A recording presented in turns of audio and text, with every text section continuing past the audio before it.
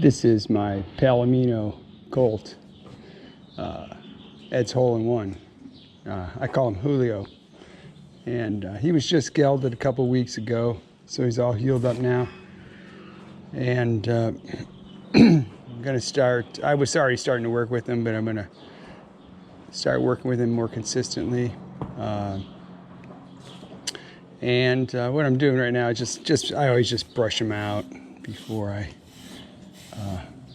start working with him. I don't know, I just like to do it. It gets my head in a good spot, and they need it a lot of times, you know, brushing off the spots where the saddle will be and stuff. And what I'm going to do is, see this here, right here, we're going to trim this off.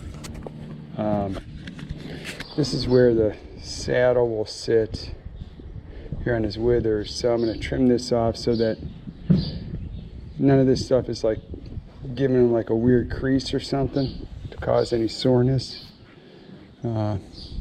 So that's all I do. Just check him. I just look at, you can see his winter coat's coming out. See how light that is, you know.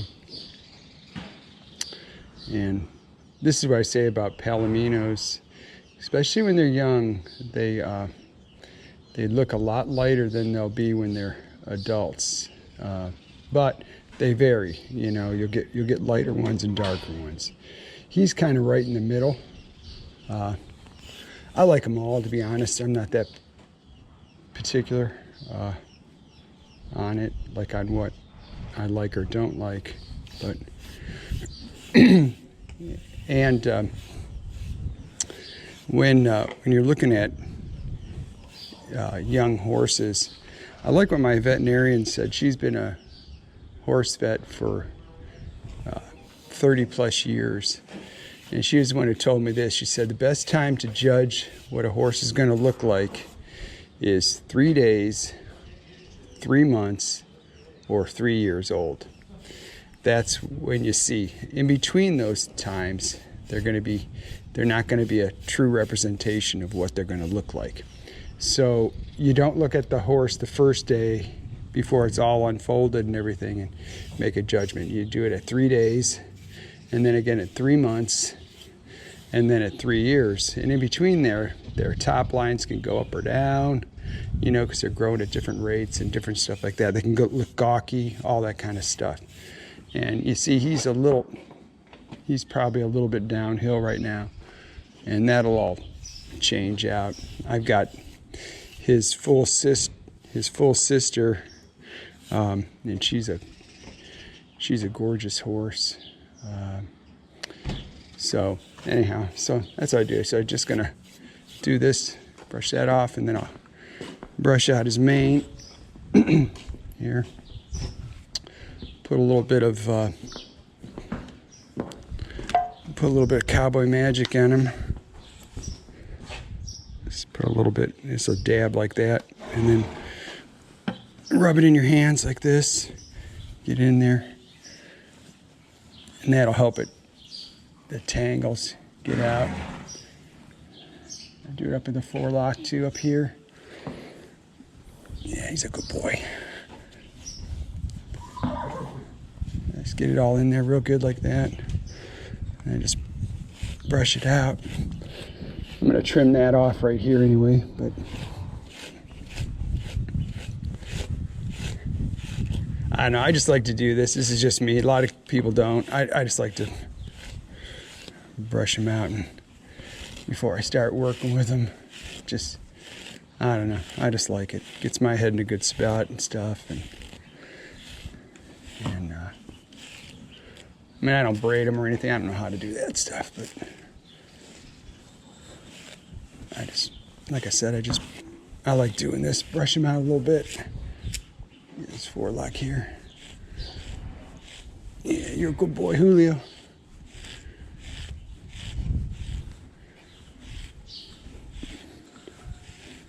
Yeah, look at him. Look at his sleepy eyes.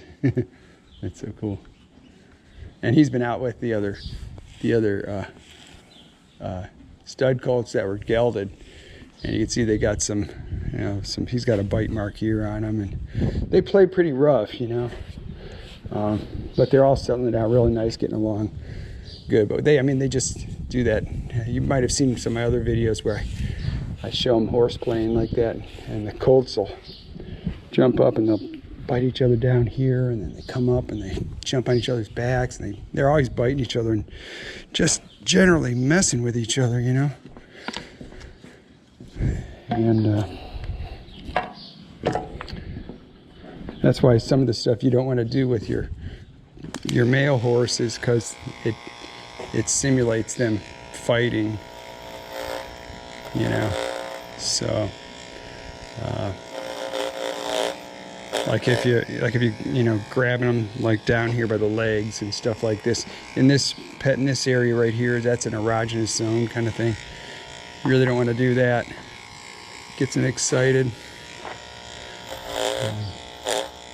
So I'm just going to trim some of that off. So I'm looking about where his withers is, where the saddle's going to go, because I just don't want it to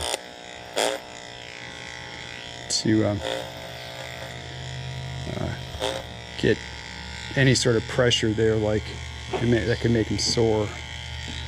So I'll roach this down like that. And a little bit more.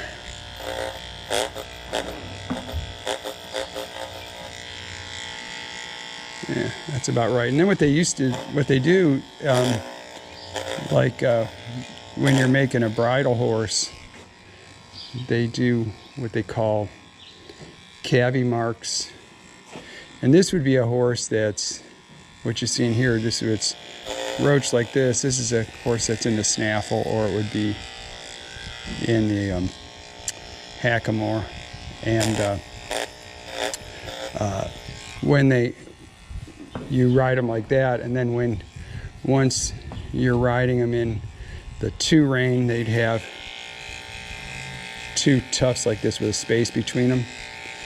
That would be 2 rein. That would let someone know, so that when there was a bunch of horses, they could pull them out and they go, oh, okay, this one's at this level of training, this one's at this level of training. And then once it becomes a full bridle horse, they would just have 1 tuft up like that, and they have a gap on the other side. They know it's straight up. They call it straight up in the bridle. And that's what we're trying to do here. Like I said, we're really trying to do something different than most gaited horse traditions. I really just like it. I think it's the tradition we're going with is the vaquero tradition, or the California tradition, where you're riding off your body, your legs, and then they would get transitioned over time into like what ours will be. A lot of times they would go into like a spade bit kind of thing. I don't have any of that, but we're going to go into the half-breed bits, Western bit, and so there'll be a bridle horse when they're done. And it takes a while. It takes a good amount of time, because you get them used to. They'd have to know the commands, all your body commands and stuff, to where you're not really directing them very much with your hands and your reins, right? And then they would, once they know that well, then we'd put them into a 2 rein, where we'll do like a lot of times what they would do is they do a bozalita, which is like a thin bozal with a thin horsehair macate. And I think we're going to go with just the rope halters and see how that goes. I know it's not the exact tradition or anything, but I have so many horses, and I just find it really hard to fit all these horses with the different bozals and stuff. But I might do that. We'll see. But my plan is right now is to get him. We'll start him in the rope halter, and he'll learn that stuff. And then what we'll do is then we'll put him in a snaffle.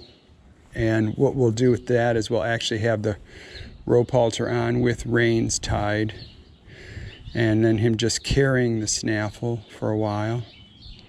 And so he just gets the feel of that in his mouth.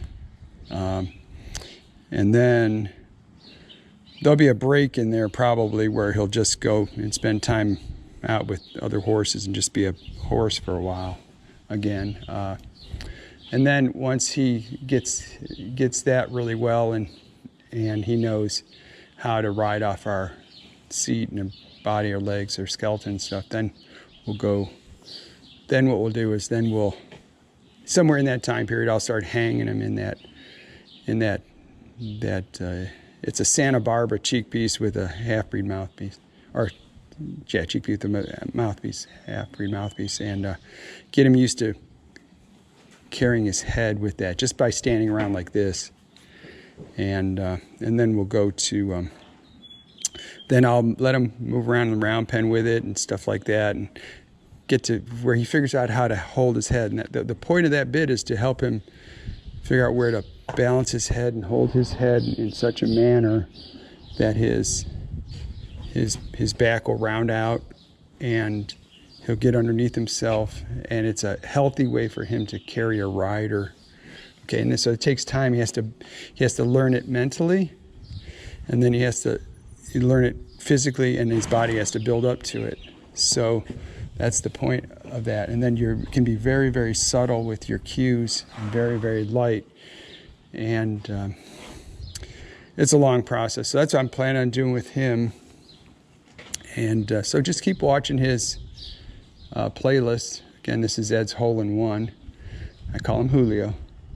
And check out his playlist. Leave a comment in the comment section below. And, like and subscribe and all that good stuff.